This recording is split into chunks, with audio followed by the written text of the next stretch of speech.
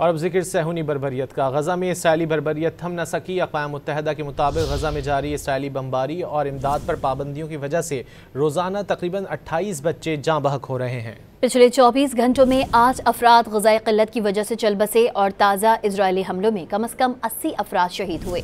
غزہ میں امداد لینا بھی جان لیوا ہو گیا ہے۔ غزہ میں صہیونی افواج کی وحشیانہ درندگی مزید 80 جانیں نگل گئی ہے۔ غزہ میں امداد لینا بھی جان لیوا ہو گیا۔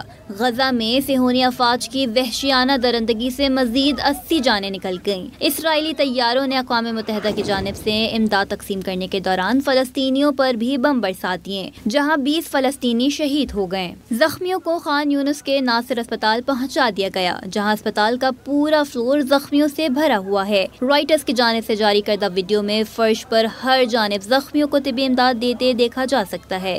گزشتہ 24 گھنٹوں میں غذائی قلت کے باعث مزید 8 اموات ہوئی ہیں۔ ادھر اقوام متحدہ کے سلامتی کونسل کے ارکان نے اسرائیل پر غزہ میں انسانی بحران پیدا کرنے کا الزام عائد کر دیا۔ سلامتی کونسل کی جانب سے اب تک بھیجی گئی امداد ناکافی قرار دی گئی۔ عالمی ادارہ صحت نے متحدہ عرب امارات کے تعاون سے غزہ میں طبی امداد اور خون کی فراہمی کی نئی کھیپ پہنچا دی ہے۔ اردن نے بھی 5 فوجی طیاروں کے ذریعے غزہ میں فضائی راستے سے 35 ٹن امداد بھیجی۔ اردن، متحدہ عرب امارات، فرانس اور جرمنی کے طیارے اس کارروائی میں شامل تھے۔ دوسری جانب حماس کا کہنا ہے کہ اگر اسرائیل مستقل طور پر امداد کی تقسیم کے دوران حملے روکے اور رکاوٹیں ہٹا دے تو یرغمالیوں تک امداد پہنچانے کے لیے تعاون کرے گا۔ دوسری جانب دنیا بھر میں اسرائیل کے خلاف احتجاجی مظاہرے جاری ہیں۔